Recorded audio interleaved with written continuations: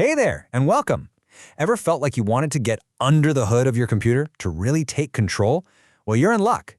Today, we're pulling back the curtain on the Linux terminal. We're going to hand you the keys to the kingdom, so let's get started. We spend all our time pointing and clicking on icons, but what if you could just have a direct conversation with your computer? Tell it exactly what to do with no menus, no icons, no middlemen. Yeah, that's exactly what the command line is. And honestly, it's often way faster and way more powerful for a lot of tasks. So it's really important to think of the terminal not just as some random program. It's more like a direct hotline to the heart of your operating system.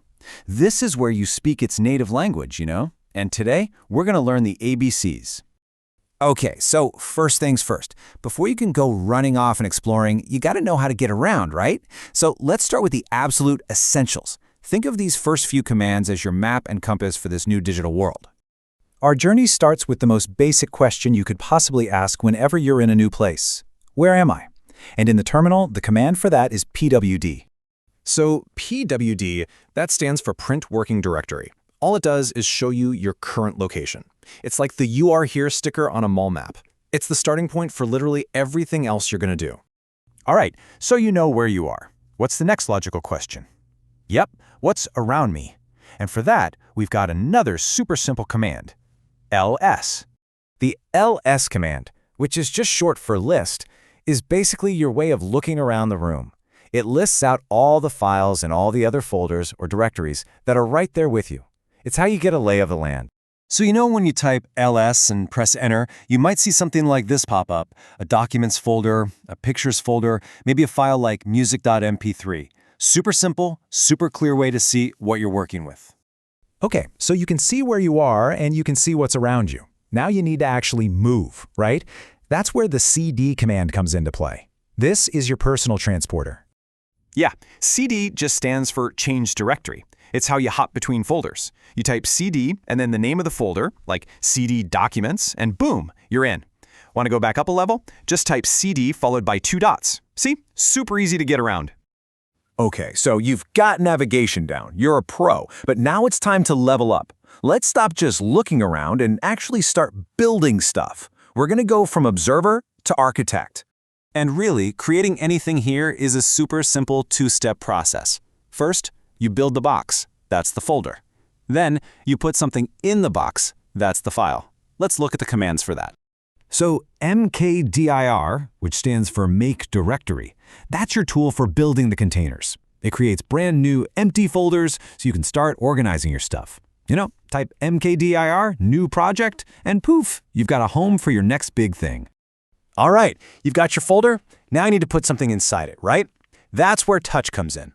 The touch command just creates a new, totally empty file. It's like taking out a blank piece of paper. You type touch, notes.txt, and you've got a fresh file ready to go. Okay, check this out. You can get around, you can build new things. Now let's talk about managing all of it. This is where we learn the action verbs of the terminal, the commands that let you copy, move, and organize your digital world like a boss. Now, this is something that trips a lot of people up at first. Copy versus move. CP, that's for copy, it makes a duplicate. You get 2 of them. The original is safe. But MV, for move, it actually picks up the original file and puts it somewhere else. And here's a pro tip. You also use MV to rename a file. You just move it to a new name right where it is. Pretty clever, huh? So we've made things, we've moved them around. But what about getting rid of stuff? Cleaning house. For that, we have the rm command. But, and this is a big but, you've got to be careful with this one. Really careful. Okay, listen up because this is probably the most important thing you'll hear today. The rm command is permanent. When you use rm to delete something, it doesn't go into a recycle bin or a trash can.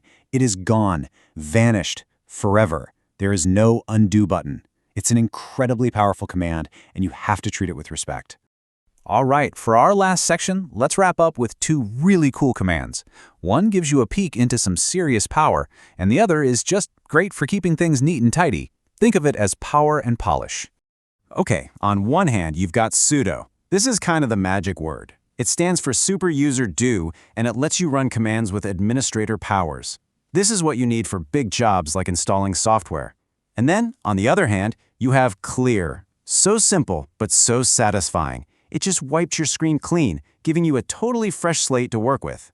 I use it all the time. And there you have it. Let's do a super quick recap. PWD asks, where am I? LS asks, what's here? CD lets you move around.